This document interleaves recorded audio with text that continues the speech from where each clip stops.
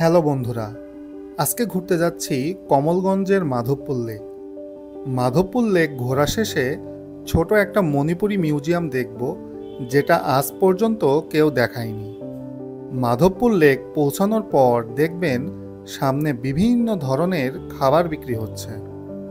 আজকে দ্বিতীয়বারের মতো মাধবপুর লেক আসলাম। এর আগে আমি একবার শ্রীমঙ্গল আসছিলাম, কিন্তু আজকে যে পরিমাণ ভিড়, এত ভিড় ছিল না তখন। আর এখন শীতকাল, আমি যখন আসছিলাম তখন গরমকাল ছিল, তো শীতে একটু সবুজটা কম মনে হতে পারে। তবে দেখা যাক শীতের লেকটা কেমন লাগে। লেকে হেঁটে যেতে 2 মিনিটের মতো সময় লাগবে। এই হলো মাধবপুর লেক। এই লেক দেখতেই এত মানুষের আগমন। লেকে আসার পর লেকের সৌন্দর্যটা সুন্দরভাবে দেখার জন্য টিলার উপর উঠে পড়বেন। এই লেক সকাল 8টা থেকে সন্ধ্যা 6টা পর্যন্ত খোলা থাকে। হাতে সময় থাকলে বীরশ্রেষ্ঠ হামিদুর রহমানের স্মৃতিসৌধ দেখতে যেতে পারেন।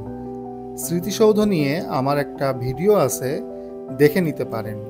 ভিডিও শেষে লিংক দিয়ে দিব। এই যে পেছনে মাধবপুর লেক, আর এখন আছি টিলার উপরে দাঁড়িয়ে। তবে এবার মাধবপুর লেকের পানিটা একটু ঘোলা মনে হচ্ছে আমার কাছে। পানিটাই যদি পরিষ্কার পরিচ্ছন্ন না হয়, একদম পুরো পানিটা ঘোলা হয়ে আছে আর কি। মাধবপুর লেক মৌলভীবাজার জেলার কমলগঞ্জ উপজেলার মাধবপুর ইউনিয়নে অবস্থিত। এই লেকটি 1965 সালে তৈরি করা হয়। এটা কোনো প্রাকৃতিক লেক না, এটা হচ্ছে আপনার মানুষ দ্বারা সৃষ্ট। আপনার আসলে এই যে টিলার চারিদিকে বাঁধ দিয়ে এই লেকটা তৈরি করা। এই লেকের দৈর্ঘ্য 3 কিলোমিটার, মানে এই দিক দিয়ে গেছে অনেক বড়, তো পুরাটা যাওয়া যায় না অনেক বড় হওয়ার কারণে। আর এই লেকের প্রস্থ হচ্ছে অবস্থান ভেদে 50 থেকে 300 মিটার। তো লেকটা তৈরি করা হয়েছে হচ্ছে এই চা বাগানের প্রচুর পানির প্রয়োজন হয়, তো এই পানির প্রয়োজনের জন্য এরকম জলাধার এই টিলার চারিদিকে বাঁধ দিয়ে নির্মাণ করা হয়। আর এই লেকের আরেকটা বৈশিষ্ট্য হলো প্রচুর শাপলা ফুল ফোটে আর কি। লেকের চারিকোল দিয়ে আপনি যতদূর যাবেন, এই সাইড ওই সাইড, মানে শুধু শাপলা ফুল আর শাপলা ফুল। এটা অবশ্য লেকের সৌন্দর্যকে আরো সুন্দর করে তুলছে আর কি। এই যে লেকের শাপলা ফুলগুলো, এই পুরা ধার দিয়ে গেলে এই শাপলা ফুল আর কি।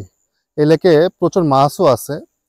তো আজকে মোটামুটি লেকের পরিবেশটা খুবই সুন্দর। একটা জিনিসে আমি শুধু হতাশ হয়েছি, সেটা হলো লেকের পানি হচ্ছে ঘোলা। এটা শীতকাল বলে কিনা জানি না, কারণ আমি গরমকালে আসছিলাম তখন পানি খুবই পরিষ্কার ছিল, কিন্তু এখন লেকের পানিটা অত পরিষ্কার না। এই জন্য একটু হালকা হতাশ, কারণ পরিষ্কার হলে আরো ভালো লাগতো।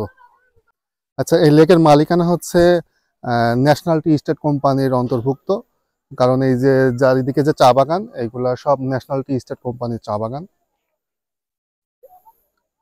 আর আপনি ওই যে দূরে দেখতে পাচ্ছেন, ওইখান থেকে আর কি আপনি টিলার উপর দিয়ে হেঁটে এইদিকে আসতে পারেন, আবার আপনি নিচ দিয়েও হেঁটে এইদিকে আসতে পারবেন।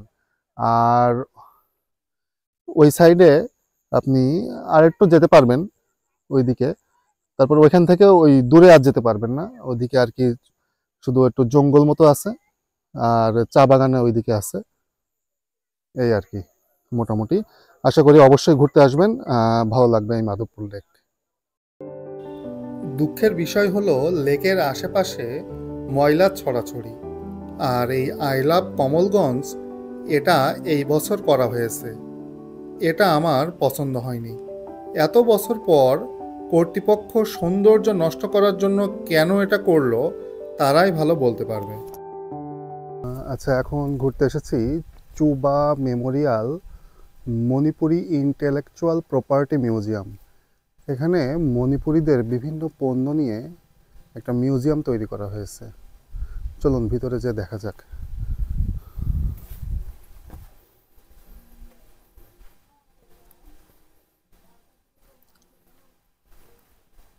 কোনটার ভিতরে? এটার ভিতরে আছে। আর এই যে এটা কান পাত্র মনে হয়, এটা হুক্কা হুক্কা রাখা, হুক্কা রাখা। আচ্ছা, হুক্কার ইয়েটা রাখে এখানে। যে ঝুলতো যে তুলে তার গরু বা ইয়েটা লোকেশনটা তারা টেস্ট আউট করতে পারতো। খুম্বা এখানে লবণ রাখা হতো। এত বড় ইয়েতে? হ্যাঁ, আগে এই দুইটা মূর্তি হলো, একজনের নাম খাম্বা, একজন থৈবি। আমাদের মহাকাব্য খাম্বা থৈবি একটা বড় মহাকাব্য আছে, এটাকে আমাদের আমরা খুব ধর্মীয় গ্রন্থ হিসাবেও আমরা ফলো করি। এটা কিসের পোশাক? এটা আমাদের মণিপুরি ফিমেলের আচ্ছা, যে থৈবি, যে এই যে এই যে এটা হ্যাঁ, তার এর একটা ফুল কাস্টিউম আছে, খাম্বা থৈবি। থইবি। হ্যাঁ। আচ্ছা, উপরের এদের ওই- থেকেই যত সবাই আসছে এটা আপনারা আর কি বিলিভ করেন, যেমন আমরা আদাম হওয়া থেকে সবাই হয়েছে।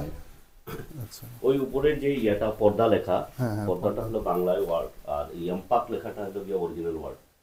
এটা আগে মণিপুরিতে একটু যদি এলাবোরেট করতে হয়, তিনটা মণিপুরি আছে, পার্ট আছে। মণিপুরি আমরা যারা জেনুইন অরিজিনাল মণিপুর থেকে আসছে, আরেকটা আছে হিন্দু মানে ধর্ম গ্রহণ করার পরে মণিপুরি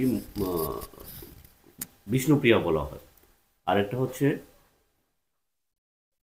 মণিপুরি মুসলিম। মণিপুরি মুসলিম আছে? হ্যাঁ, মণিপুরের মুসলিমের মহিলারা এইটা এজ এ পর্দা হিসাবে ব্যবহার করতো। রাস্তাঘাটে বোরখা তো থাকতোই, এবং এইটা মাথায় থাকতো। ওইটা মাথায় থাকতো, এবং যদি কেউ পুরুষ মানুষ যাইতো রাস্তার ওই কোনারে বসে যেত এটা নিয়ে, ও এমন আচ্ছা, পর্দাসীন ছিল। তাহলে তো এটা খুবই পর্দাই ইয়াম্পাক। হ্যাঁ।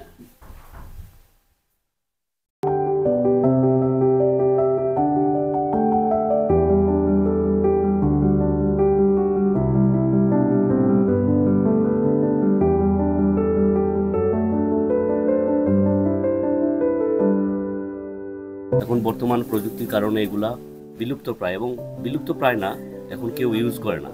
কিছু কিছু হয়তো জিনিস এখনো ইউজ করে, বাট খুবই রেয়ার। তো ওইটাকে প্রিজার্ভ করে রাখার জন্য এটা আমার বাবা উদ্যোগ নিয়েছিলেন। এই তার চেষ্টা এটুকু ছিল।